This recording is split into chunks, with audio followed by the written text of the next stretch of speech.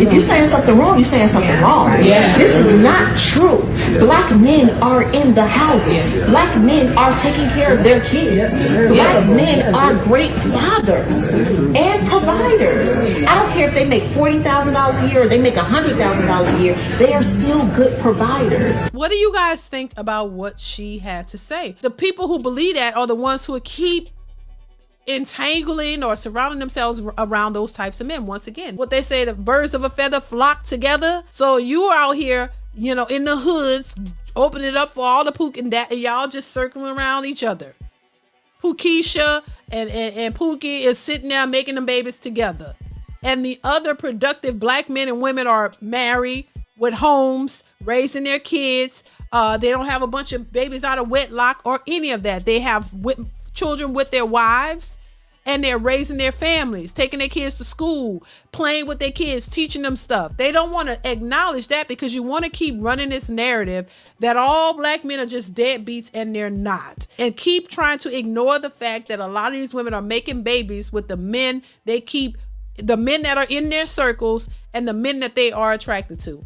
And as we know, they don't seem to be attracted to the good men who would be marriage minded, the men who want families, the men who don't have babies out of wedlock. They're intimidated by those men because they know they don't measure up. You've already had 2 babies with Pookie, and now you meet this man who might find you attractive, but once he realizes you're a Pookisha, he moves on because he wants a family of his own and he wants to have a productive household. Oh, that don't work for you because that's not in your speed. But instead of acknowledging that you don't qualify for the men who was looking for families and all of that and end up with it, and you constantly circling around Pookie and y'all just circling each other because y'all know y'all are the birds of a feather that flock together, and y'all don't know where else to go and you don't know what else to do. So the only thing you keep doing is making babies over and over and complaining about it. That's it. Just because you want to stay in that pool and that's what you're used to and that's what you're attracted to, and you don't know how to get better, doesn't mean that there aren't good black men out here who are doing the right things. Many of these women have come across a good guy, but once again, you said he was too lame. He didn't have no swag. But that no lame, swagless guy is a guy who would take you seriously, marry you, take care of you, put you in the house, raise your kids,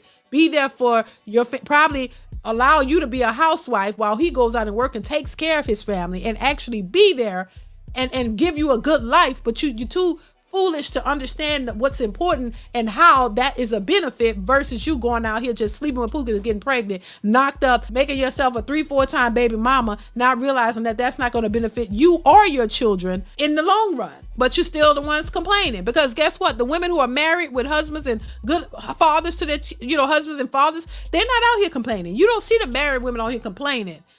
Except for the ones who have been conditioned by the single mother brigade, the bonnet crew, who are out here trying to convince these women that their husbands ain't shit and that they need to go and join them in a bonnet crew brigade of single mothers out here struggling, and misery loves company. So they're the one trying to tell these women, oh my God, you shouldn't be cleaning up and taking care of kids. You shouldn't be doing that because that's too much work, and he don't respect you, and this and that. Your husband is this and that. He should be paying all the bills and convince you to go back to the single mother bonnet crew brigade and sit there, and then you'll be miserable after that thinking that you could do better. You got women who walked away from good marriages with 3 and 4 children with that husband and walking away because they believe they can do better, that they're going to find a man who's going to, I don't know what the hell they're looking for, and then get themselves out there on the limb, and then the women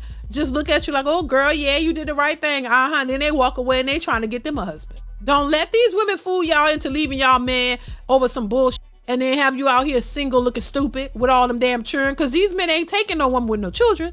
So why would you go and put yourself in that predicament? These men don't want no women with children. They clearly said what they said. And from my experience with men, seeing how men move, when they make up their mind and they say if they want, a lot of these men don't flip-flop like women. I'm just saying. So if they say they don't want a woman with kids, they ain't picking no woman with kids. They made their mind up and they sticking to it. See, women like to go back and forth.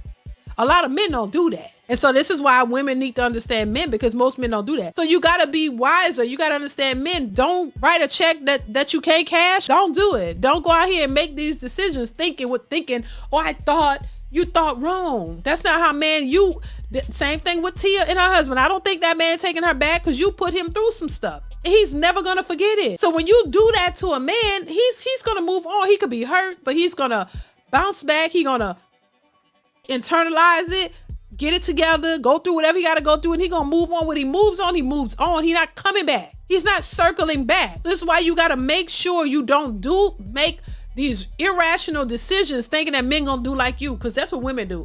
Well, I was, you say one thing and you do something else. Oh, I thought this. I felt like he would do this, and no, baby. Men don't feel like and think like. No, they make a decision and they move with it. We the ones can't pick a meal. What do you want? Oh, I think I might want the shrimp, and then, I want the chicken. Oh, no, I want the shrimp. Oh, no, I want this. We do that. That's the nature of us. That's not men. Men know what they want. They go get what they want. That's it. And they don't do all that extra either, which drives me crazy sometimes because, it's like, yeah, you know what you want. You say what you want. That's what you get. I know what I want. Then I don't know what I want. Oh, I wanted this. Well, I thought you wanted this and this and that. Then you want something extra. Like, that's us. Men don't do that.